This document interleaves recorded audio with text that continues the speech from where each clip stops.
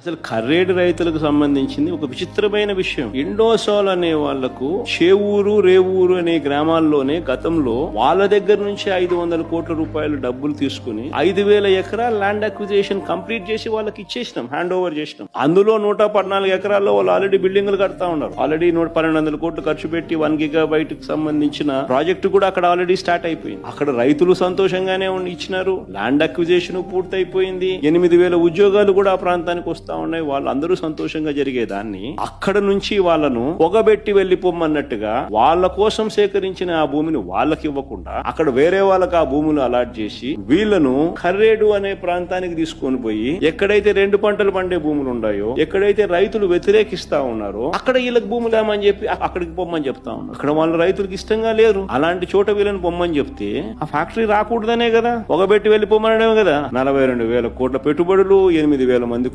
ఉద్యోగాలు వచ్చే అవకాశాలు, ఇవన్నీ మీరు ఏం చేస్తా ఉన్నారు? ప్రాజెక్టులు రావడానికి చూస్తున్నారా, ప్రాజెక్టులను పంపించడానికి చూస్తున్నారా? ఒకవేళ ఇదే BPCL కు మీరు ల్యాండ్ ఇవ్వాలనుకుంటే ఇంకా వేరే ల్యాండ్ లేదా? వీళ్ళ కోసం అక్వైర్ చేసిన ఈ ల్యాండ్ లో ఇక్కడే వీళ్ళని తీసేసి ఇక్కడే వీళ్ళకి ల్యాండ్ ఇచ్చి వీళ్ళను కాంట్రవర్సీ ఉన్న చోటికి వీళ్ళ ప్రాజెక్ట్ ను అక్కడ పెట్టించే కార్యక్రమం చేస్తా ఉన్నాడనంటే అసలు ఈయన కుట్రలు అన్నది ఏ స్థాయిలో ఉన్నాయనే దానికి అర్థం. పరిశ్రమలను ప్రోత్సహించడానికి ఈ మనిషి లేడు, పారిశ్రామికవేత్తలను బెదిరించి వాళ్ళతో సొమ్ము చేసుకునే దానికి ఈయన ఉన్నాడు.